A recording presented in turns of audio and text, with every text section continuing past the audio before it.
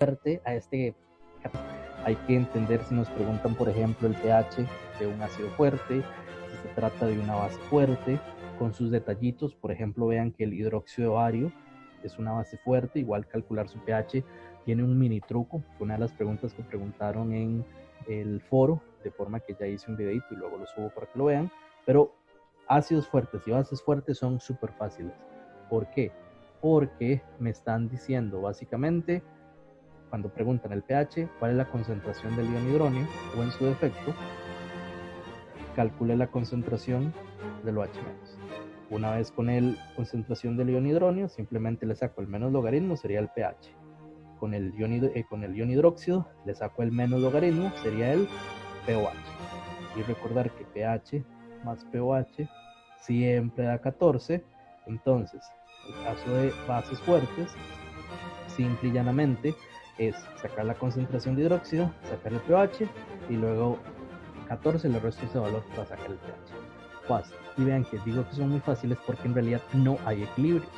Como la ionización o disociación ocurre al 100%, si yo tengo, qué sé yo, 0.1 molar de HCl, ¿cuál será la concentración de H+? Pues 0.1 molar.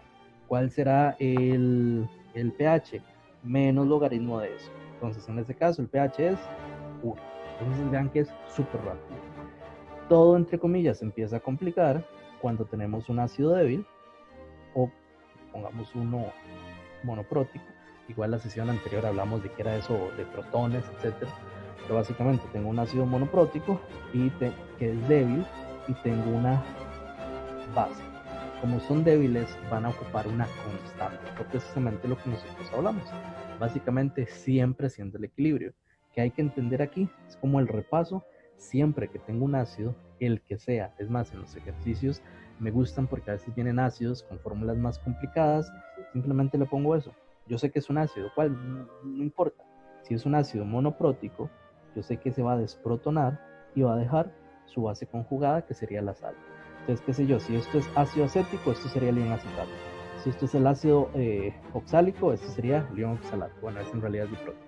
Pero básicamente entender que no ocupo usar la fórmula, ocupo entender la definición de un ácido, que es liberar protones. Punto. En el caso de una base, nuevamente, uno puede ponerse allá, bueno, con la formulita, yo entiendo que reacciona con agua, y entonces, como es una base, va a recibir el protón, eso implica que se va a protonar, se va a formar OH. Formulita, perfecto. Pero ¿qué pasa si me empiezan a hablar de la metilamina o de alguna amina ahí rara y yo no me las sé las fórmulas? Simple. Yo sé que es una base, toda base en agua va a protonarse. ¿Por qué? Porque es una base, es la definición que hacen las bases, protonarse, agarrar el protón de alguien más, de forma que se va a protonar y va a formar OH. Literalmente, sabiendo estas dos cosas así generales, entendiendo que esto tiene una K y esto tiene una KB, ¿por qué K? De ácido, ¿por qué B? Base, ya se puede hacer cualquier ejercicio. Entonces, de hecho, eso lo hicimos nosotros, la sesión anterior. Cositas más complicadas a partir de eso. Ojo, no va a hacer ejercicios porque no, ya lo hicimos la clase pasada. Partir de sales. Por ejemplo, pensar en cuál será la acidez de una disolución 0.1 molar de cloruro de amonio. ¿Cuál será el pH? Entonces, cuando uno trata de sales, uno sí tiene que entender algunas cositas. Y es igual de fácil. Lo que hay que entender es que, por ejemplo, en un enunciado como esto, generalmente nos van a dar la KB del amoníaco. Entonces nos dicen, ¿cuál es el pH de una disolución de cloruro de amonio 0.1 molar? Y nos dan una KB y nos dicen que esta KB es de 1,75 por 10 a la menos 7. Entonces, ojo, vean que en ningún lado, aquí yo tengo amoníaco. Yo tengo ion cloruro y también tengo ion amonio, no amoníaco. Esos son como detalles que hay que tomar en consideración. Entonces, número uno, hay que saber o entender, ok, esa sustancia va a ser ácida o va a ser base. Siempre cuando tenemos disociación de ácidos, de sales, disociación de sales, tenemos que analizar cada ion por separado. ¿Qué quiero decir? Ya casi volvemos a este ejercicio. Vamos con algo fácil como cloruro de sodio. Yo echo sal en agua, ¿eso cambiará el pH? Pero ¿qué pasa si en lugar de cloruro de sodio es cloruro de hierro? ¿O qué pasa si en lugar de cloruro de sodio es acetato de sodio? Entonces ese tipo de cosas tenemos que analizarlas. Entonces, siempre que tenemos esto, por ejemplo, ya puse cloruro de sodio, pongamos sulfuro de sodio y pongamos cloruro de hierro. Entonces, ¿qué pasará con esas sales? ¿Afectarán o no afectarán el pH? ¿Qué es lo que tenemos que hacer? Siempre que nos den una sal, lo que tenemos que analizar es la disociación. Ojo, esto es de química 1. Entender qué es lo que está pasando. Yo echo sal en agua, ¿en qué se va a separar? Eso se va a separar en ion sodio y en ion cloruro. ¿Qué va a pasar si yo tengo sulfuro de sodio? Y ojo, puse obviamente unas muy fáciles. Complicado entre comillas sería si les pongo el dihidrogenofosfito de litio, que a veces uno, ¿eso en qué se separa? Insisto, química 1. Eso se separaría en ion litio, y en ion dihidrogenofosfito. Eso se separaría en ion litio y en este otro ion. Entonces vean que en realidad es fácil. Simplemente hay que recordar un poquito de nomenclatura y no ponerse a hacer cosas terribles que a veces veo que pasa, que esto lo empiezan a separar en litio, más hidrógeno, más fósforo, más oxígeno. Eso obviamente no. Es simplemente separarlo en los iones. Nada más, nada del otro mundo. Entonces, vamos a hacer eso. Siempre se hace, se separan los iones. Ion sodio, ion sulfuro, ion hierro, iones cloro. Entonces, esto ya está dominado. Es más, para lo de propiedades coligativas, para sacar el factor de Van Hoff, eso ya está dominado. ¿Qué hay que hacer ahora? Entender que eso, aparte de disociarse, va a solvatarse, es decir, va a interactuar con moléculas de agua. Las moléculas de agua van a rodear estos iones. Es más, en bonito, por decirlo de alguna manera, perfectamente yo puedo escribir el ion sodio acuoso. Y listo, ¿qué significa esto? Si yo veo esto, tengo que entender que el ion sodio está rodeado de moléculas de agua. Pero perfectamente yo lo puedo escribir como el ion sodio, entre paréntesis, agua, 6, con la carga. ¿Qué significa eso? Cuando uno ve eso ahí entra como en colapso. Esto significa que yo tengo el ion sodio y el ion sodio va a estar rodeado de 6 moléculas de agua. Una geometría octaédrica y específicamente como el sodio es positivo, va a estar interactuando con los oxígenos del agua. Y entonces interactúa con los oxígenos del agua y tenemos este ion. Entender que este ion sodio acuoso en realidad lo que significa es que tengo obviamente este ion positivo rodeado de moléculas de agua. Eso es lo que significa. Y ahora, no entremos en muchos detalles. Uno, si quiero como que se entienda eso, qué significa solvatación, pero quiero que se entienda que están interactuando con el agua, es decir, le pueden hacer algo al agua. Entonces, en el caso del sodio, ¿le hará algo o no le hará algo al agua? En el caso del cloruro, ¿cómo sabemos eso? Vamos a analizar si provienen de un ácido o de una base fuerte. ¿Qué significa eso? Si se trata de un metal alcalino o el bario, eso vendría de una base fuerte. Recordemos que las bases fuertes son los hidróxidos de litio, los hidróxidos de metales alcalinos y además el hidróxido de bario. ¿Qué significa eso? Significa que los metales solitos no van a afectar el pH. Si proviene de algo fuerte, él solito no va a hacer nada. Entonces, como sabemos que el NaOH es una base fuerte, el ion sodio solito no le hace nada al agua. Interactúa, se ve rodeado, pero no le hace nada. El cloruro proviene del HCl y el HCl es un ácido fuerte. Por lo tanto, el sodio no afecta el pH del agua, el ion cloruro tampoco afecta el pH del agua. Ustedes echan sal en agua pura, el pH sigue siendo 7. Vamos a analizar el de abajo. En el caso de abajo, Vean que tenemos igual una sal de sodio. Ya sabemos que el sodio no afecta el pH del agua. ¿Por qué no? Porque proviene de una base fuerte.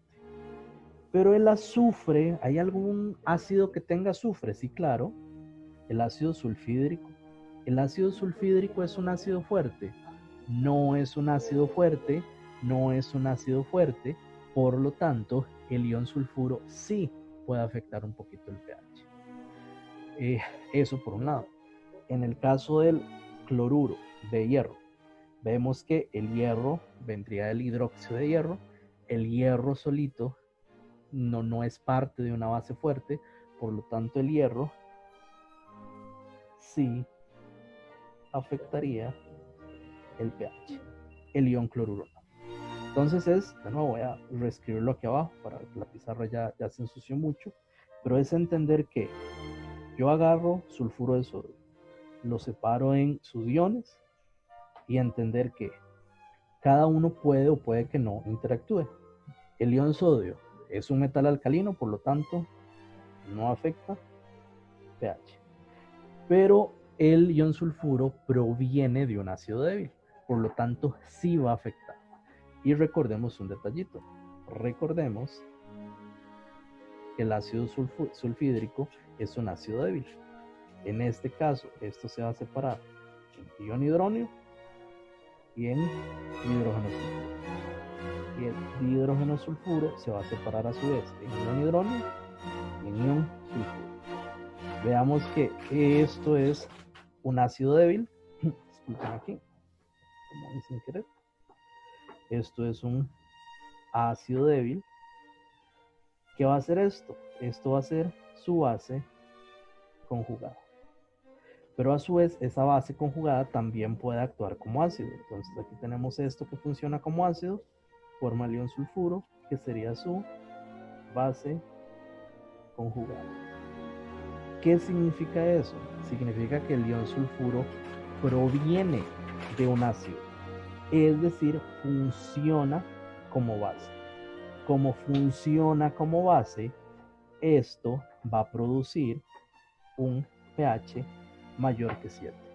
Significa que si ustedes agarran sulfuro de sodio, lo echan en agua, eso va a tener un pH mayor de 7. ¿Qué pasa si yo tengo cloruro de hierro? Si yo tengo cloruro de hierro, ya vimos que se separa en ion hierro, en iones cloro. Ya vimos que el ion cloruro proviene de un ácido fuerte, de manera que esto no afecta el pH. Pero el hierro es un metal alcalino o el bario? No. Por lo tanto, esto sí afecta el pH. ¿Cómo? Básicamente, en este caso, lo que nosotros vamos a decir es que va a ser un poquito ácido. En este caso, el pH va a ser menor que 7. ¿Y por qué? Tiene que ver con la definición de ácidos de Lewis. Entonces, cualquier cosa, y es más, es una pregunta teórica muy común, entre el hierro 3 más y el hierro 2 más, ¿cuál es un mejor ácido? Cosas de ese tipo. Y de nuevo, experimentalmente, ustedes pueden echar cloruro de hierro en agua y van a ver que el pH baja. De hecho, esto tiene sus aplicaciones en agronomía, por ejemplo, pues experimentalmente se puede afectar el pH de los suelos a punta de echar sustancias que tengan ciertos iones metálicos, porque algunos van a afectar el pH de las disoluciones. Entonces vean que el primer paso es saber si se trata de algo básico o algo ácido. Eso es lo primero. Ya lo vimos, ya vemos cómo hacerlo. El asunto ahora es cómo lo calculo. Vamos nuevamente, aquí lo tenemos, esa sal, cloruro de amonio. Vean que en este caso lo primero que tengo que hacer es disociar. Vamos a saber que la disociación ocurre aquí en una sustancia iónica, se disocia al 100%, se disocia en iones amonio y en iones cloro. Si la concentración de la sal inicial es 1 molar y como la disociación ocurre al 100%, voy a tener 1 molar del catión y 0.1 molar del anión. Y ahora analizamos. Ion cloruro proviene de un ácido fuerte, no afecta el pH. El ion amonio sí. Ahora, vean que el ion amonio es una base conjugada. Insisto, es una base conjugada. ¿Cómo lo sé? Y porque yo ya estudié y yo sé que el amoníaco en agua se va a protonar y va a formar ion amonio. ¿Qué significa eso? Que yo sé que esta es una base y que esto es un ácido, escribí una base. Esto va a ser un ácido conjugado. Esto significa que ya sabemos que el ion amonio es un ácido. Entonces, si ustedes echan cloruro de amonio en agua, eso va a ser ácido. ¿Por qué? Porque proviene de una base. Como proviene de una base, va a ser ácido. Y eso lo habíamos analizado en la sesión anterior. Ahora, ¿cuánto? Vean que ya superamos el saber si es ácido o base. Ahora la pregunta será, ¿cuánto es? Como todo ácido, ¿qué hace un ácido en agua? Literalmente todo ácido va a liberar H más y quedar el solito. Eso es lo que hace un ácido, siempre. Vean que no dice absolutamente nada extraño. Eso va a tener su constante, que nosotros ya podemos hacer la expresión sin ningún problema. Y como es de un ácido, debería ser una K. ¿Cuál es la trampita aquí? Básicamente vean que me están dando la KB y yo aquí ocupo una KA. Evidentemente, aquí falta algo, que es entre comillas lo difícil. Vean que el poner un ácido que se desprotonó, de eso ya se sabe y lo acabamos de hacer. Lo difícil, entre comillas, es sacar cuál será ese valor de K. Lo que ocupamos recordar aquí es que la Ka multiplicado por la Kb nos va a dar la Kw. Eso es lo que tenemos que saber. Entonces, ¿qué significa eso? Que me están dando la Kb de la base, de esta base, pero yo ocupo la K del ácido. ¿Qué vamos a hacer? Simple y llanamente, yo sé que 1 por 10 a la menos 14, recordemos que la KW es 1 por 10 a la menos 14, mando a dividir la KB, es decir, le mando a dividir 1.75 por 10 a la menos 5, eso implica que la K del ion amonio va a tener un valor de 5,70 por 10 a la menos 6. Entonces vean que lo difícil fue pasar de la K a la KB, y en realidad fue fácil. Es usar una ecuación en la que hay que mandar a dividir y ya. ¿Qué hacemos luego? Inicio, cambio y equilibrio. ¿Cuánto tengo al inicio de ion amonio? Aquí lo habíamos calculado. Tengo 0.1 molar. Como suponemos 1 litro, podemos utilizar esto sin ningún problema. Tengo 0 de esto, 0 de esto. Vamos a hacer ahora menos x, más x, más x. Aquí tendríamos 0.1 menos x, x y x. Entonces vean que básicamente la K va a ser igual a x al cuadrado sobre 0.1 menos x. Y vean que la constante es muy pequeña. ¿Qué implica eso? Como es pequeña, puedo despreciar sin ningún problema la x que está restando. Y entonces en este ejemplo en particular, simplemente me quedaría una expresión que nos dice que la K es igual a x al cuadrado sobre 0.1. Eso significa que 5.70 por 10 a la menos 10 es igual a x al cuadrado sobre 0.1. Ahí se escribió. Entonces básicamente sería 5.70 por 10 a la menos 10. Se multiplica por 0.1. Le saco la raíz cuadrada de ese valor. En este caso, recordemos que siempre queda un valor positivo y negativo. Nos dejamos el positivo, que sería 7,5498 por 10 a la menos 6. ¿Qué era X? X, entre muchas cosas, es la concentración de ion hidrógeno. De forma que saco el menos logaritmo de eso, de menos logaritmo de 7,5498 por 10 a la menos 6. Eso nos da un valor de pH de 5,12. Y ese sería el pH. Y efectivamente, vean que el ion amonio tendría un pH ácido, lo cual concuerda. ¿Qué hubiera pasado? Y pasa mucho. Digamos que se me olvidó sacar la Ka. Hice todo este ejercicio con otros valores. ¿Qué pasa si me da un pH de 8 o de 9? Dice, estoy trabajando con un ácido y me da un pH alto, evidentemente pues lo tengo incorrecto. Veo que en el chat preguntan a partir de qué valor la K no se considera pequeña. Eso es importante. Recordemos que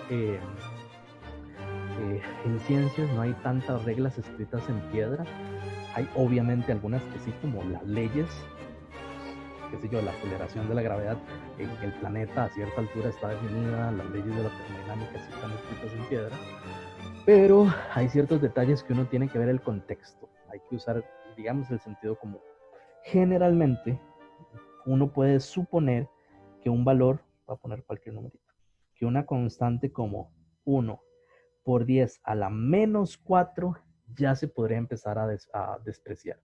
Ya cuando decimos a la menos 4, a la menos 5, a la menos 6, obviamente a partir de a la menos 4 ya uno puede empezar a despreciar. Pero hay una trampa importante, y de hecho esto lo menciono porque hay unos ejercicios que aplica esa trampa. Si yo les digo, qué sé yo, busquemos una constante de ácido nitroso, por ejemplo, y esto no lo voy a hacer, es solo para contestar la pregunta. Si les digo, tienen 1,15 molar de ácido nitroso, la constante de ese ácido es 7,1 por 10 a la menos 4. Entonces, cuando uno hace un ejercicio de este tipo, uno obviamente pone el ácido nitroso, que como todo ácido se desprotona, queda el contraión, inicio, cambio, equilibrio, es lo que uno pone aquí, 0.15, 0,0, menos x, más x, más x. Esto sería 0.15 menos x, x y x. ¿Qué es lo que uno hace en este ejercicio? Como ya está este valor, esto se desprecia. Y todo bien. Y ya lo pueden seguir haciendo, todo bien. ¿Qué es lo que ocurre? ¿Por qué se desprecia? Porque si ustedes hacen este ejercicio, van a ver que la x da un valor muy pequeño. ¿A qué me refiero con un valor muy pequeño? Si yo tengo, por ejemplo, 0.15 y a 0.15 le resto 0,00001, vean que 0.15 menos ese valor sigue siendo 0.15. Entonces, ¿cómo sabemos que x va a dar un valor pequeño? Porque la constante es pequeña. Pero, ¿qué pasa si en lugar de esto, el enunciado les dice, calcule el pH de una concentración 0,00015 molar? Vean que este valor es muy pequeño. En ese caso, como ese valor es tan pequeño, esta X no la puedo despreciar. ¿Qué es lo que trato de decir? Como regla general, si uno ve un valor con una constante por 10 a la menos 4 o más pequeña, ya se desprecia. Pero eso depende de la concentración inicial. Si la concentración inicial también es muy pequeña, uno no puede despreciar. ¿Qué es lo que uno puede hacer para verificarlo? Uno tiene un valor de X, digamos que lo desprecio. Obtengo el valor de X. Si a la hora de obtener el valor de X voy a inventar, me da 0,0001. Entonces, ¿qué es lo que puedo hacer yo? Me fijo en esta ecuación donde yo desprecié la X y me fijo. ¿De verdad si yo agarro 0.15 y le resto esto, me dará lo mismo?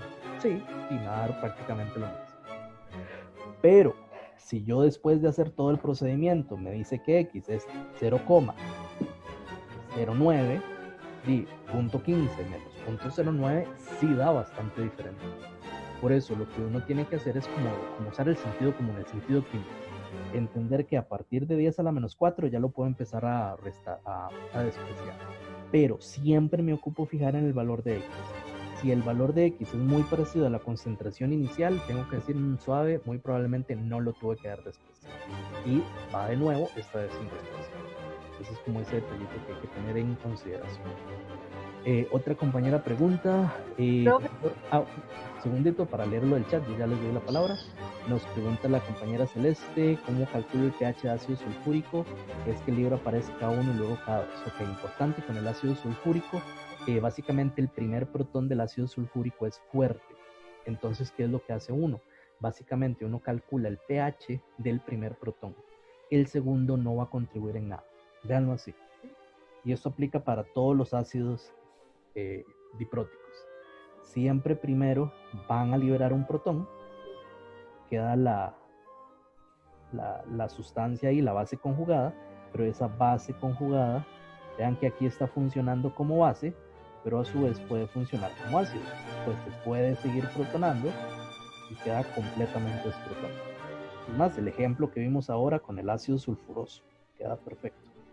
Se libera un protón, queda el hidrógeno sulfuro, que aquí sería como base, pero ese hidrógeno sulfuro puede seguir funcionando como ácido, y se desprotona en H más y en ion sulfuro.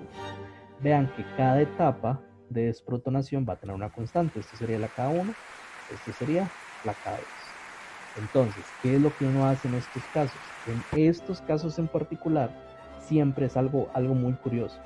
Cuando uno calcula el pH, solo hace falta calcular esto. Vean que en realidad se va sumando. Yo primero libero este H+, luego libero este otro. Oficialmente lo que hay que hacer es hacer los dos equilibrios y sumarlos. Entonces, qué sé yo, esto da 0.1 molar y esto da 0.1 molar. Lo sumo, tendría 0.2 molar y eso calculo el menos logaritmo de eso. Pero lo que ocurre es que curiosamente las constantes dan muy diferente. En este caso, la primera constante es 9,6 por 10 a la menos 8, la segunda es 1,3 por 10 a la menos 14.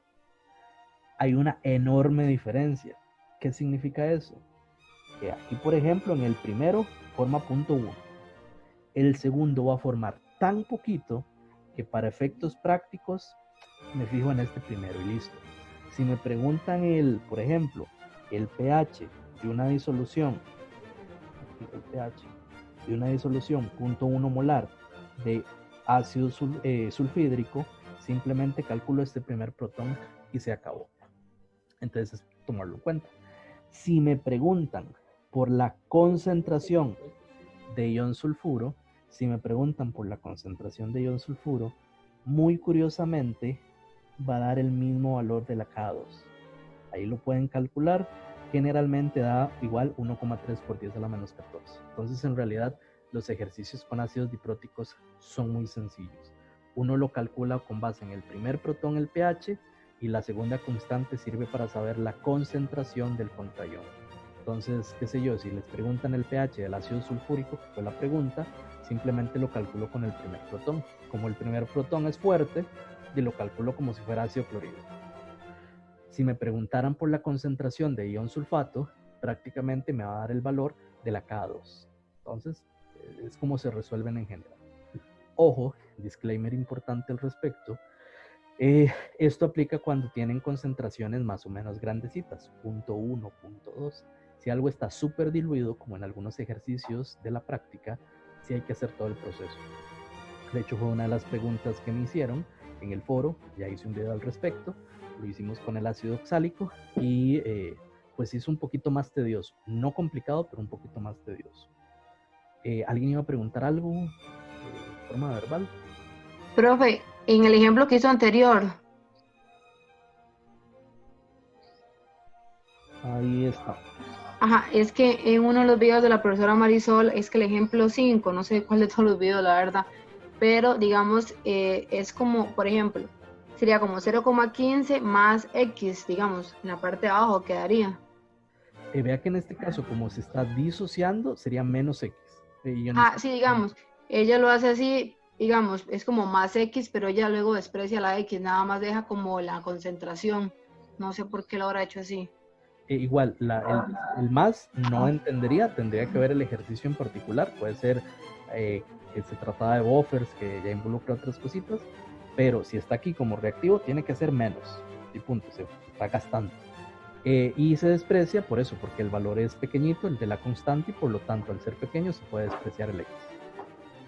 Si no, se lo puedo mandar por WhatsApp, bueno, por WhatsApp, perdón, por correo. Sí, claro, igual puede postearlo en el foro. Ah, ok, ok. Está bien, gracias. Un gusto. ¿Alguien tiene alguna? Profe, Ajá. bueno, dale, no, dale. Dale. Adelante, Alexa, primero, creo que fue la primera en hablar. Ok, ok. Profe, ¿todo esto de despreciar la X y todo es realmente necesario o simplemente puedo realizar los ejercicios con AX? Puedes realizarlos. En realidad se desprecia para no tener que hacer toda la parte aritmética. Pero si usted lo deja, perfecto. No hay nada malo. Sí, es que me resulta más complicado de estarme fijando si debo hacerlo o no, entonces prefiero como dejarla y hacer la parte aritmética. Perfecto, Ya. está bien, excelente. Ok, está bien, gracias. Un gusto. Es más, eso es un muy buen ejemplo porque la mayoría de veces uno lo hace despreciando. Entonces usted le debería dar igual. Si todo está bien, debería darle igual. Más bien, el no despreciarlo es excelente. Ángel. Profe, digamos, en la parte de ácidos polipróticos, bueno, dipróticos, ¿verdad? Eso que acaba de explicar.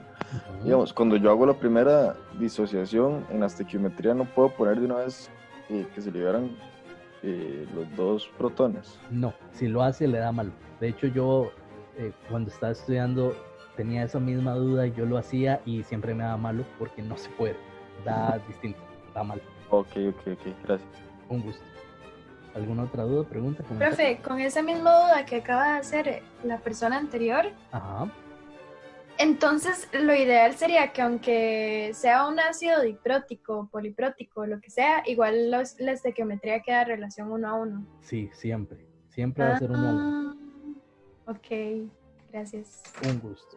Eso es importante, de hecho, y es más, lo puedo mencionar ahora para dar paso a lo de buffers. Por ejemplo, el ejemplo típico de un ácido triprótico. Pongamos el ácido fosfórico. El ácido fosfórico, uno no puede decir, qué fácil, 3 protones, queda fosfato y listo. No funciona así. Yo tengo que hacerlo por etapas. En este caso, tengo que entender que primero se libera un protón y me quedaría el dihidrógeno fosfato, que ahí sería mi base conjugada. Pero esa base conjugada, esto que tengo aquí, H2, CO4 menos, puede seguir funcionando como un ácido y entonces se libera otro protón y me quedaría entonces el hidrógeno fosfato. Entonces este que es mi base conjugada aquí, a su vez va a servirme como ácido. Y entonces en este caso libera otro protón. ¿Y que me quedaría ahora sí? El ion fosfato. Y vean que por lo tanto el ácido fosfórico tiene 3 constantes, la K1, K2, K3. Más, creo que sí las había apuntado. Sí, perfecto. La K1 tiene un valor de 7,11 por 10 a la menos 3. La K2 de 6,32 por 10 a la menos 8. Y la K3 de 4,5 por 10 a la menos 3. Y entonces sí hay que hacerlo paso por paso. Si me preguntan, por ejemplo, eso sí ya sería una pregunta muy compleja, no creo que se las pregunten de, tienen una disolución 0.1 molar de ácido fosfórico, digan cuál es la concentración de dihidrógeno fosfato, la concentración de hidrógeno fosfato y la concentración de fosfato y además el pH. Entonces eso sí sería un poquito más complejo. Pero si ese fuera el caso, hay que hacer los 3 equilibrios uno por uno. En realidad esto lo menciono solo por 2 cositas. Bueno, ahorita lo vamos a retomar más cuando hablemos de buffers, pero es porque uno puede hacer buffers con este tipo de mezclas relacionándolo con las pKs, pero ya casi lo mencionamos. Antes de pasar a eso, ¿alguien tiene alguna duda con el cálculo de pH, de ácidos, bases, sales? ¿Sí está más claro? Sí, bueno. Dale. Si quiere, bueno. Que con esto de los ácidos dipróticos, entonces siempre que me piden pH es con la K inicial. Sí, exacto. Excepto que esté muy diluido. Si está muy diluido hay que hacerlo todo.